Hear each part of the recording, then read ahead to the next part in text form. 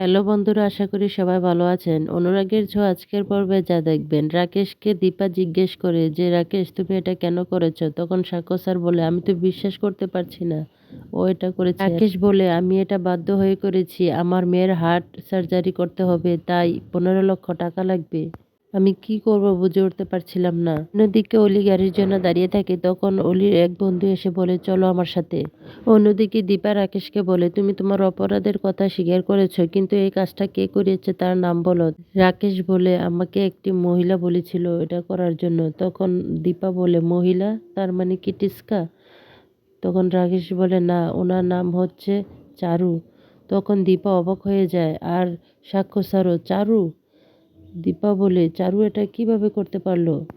জয় বলে আমি চারুকে ছাড়বো না, আর সাক্ষ্য স্যারও বলে পেছন থেকে তা এসে তবলা শুনে। দীপা জয়ের কাছে ক্ষমা চায়। দীপা ভুল বুঝেছিল জয়কে, আর সাক্ষ্য স্যারও দীপার কাছে ক্ষমা চায়। আমাকে ক্ষমা করে দিন মিসেস সেনগুপ্ত। দীপা জয়ীকে বলে জয়ী মা তোর অপারেশন হবে। দীপা তরিদ্দাকে দেখতে পায়। দীপা বলে তরিদ্দা তুমি কোনো কিছু করো না। তখন তরিদ সেখান থেকে চলে যায়। মনে মনে ভাবে এটা ডাক্তারবাবুকে জানাতে হবে। খোসার জয়ীকে বলে সরি। তখন জয়ী বলে পাপা আমি তোমাকে বলেছিলাম আমার মা এসব কাজ করতে পারে না। তখন সাক্ষ্য স্যার বলে তুমি আমার চাইতেও বেশি তোমার মাকে চেনো। তখনই সেখানে মিশকা ফোন করে জয়ীকে বলে তোমার কাছে আর 6 দিন বাকি আছে, তোমাকে 7 দিনের টাইম দিয়েছিলাম তোমার মাকে নিয়ে অনেক দূরে চলে যাওয়ার জন্য। মিশকা ফোন করে অলির কাছে বলে অলি তুমি কোথায়? তোমার মাকে যেতে দেখলাম তোমাদের বাড়িতে।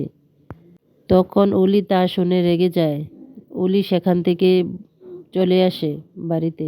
অন্যদিকে তরিদ্দা সূর্যকে বলে ডাক্তারবাবু এটা চারু করেছে। তখন সূর্য রেগে যায়। সূর্য বলে আর কাকে বিশ্বাস করব বলুন তরিদ্দা? চারুর মতন মেয়েও এটা করলো। সূর্যকে তরিদ্দা বলে ডাক্তারবাবু আপনাদের মাঝে কেন থার্ড পার্সনকে ঢুকতে দেন? এবার দীপাকে ফিরিয়ে নিয়ে আসেন। অন্যদিকে দীপা চারুকে থাপ্পড় দেয়, বলে তুমি এটা কি করে করতে পারলে চারু?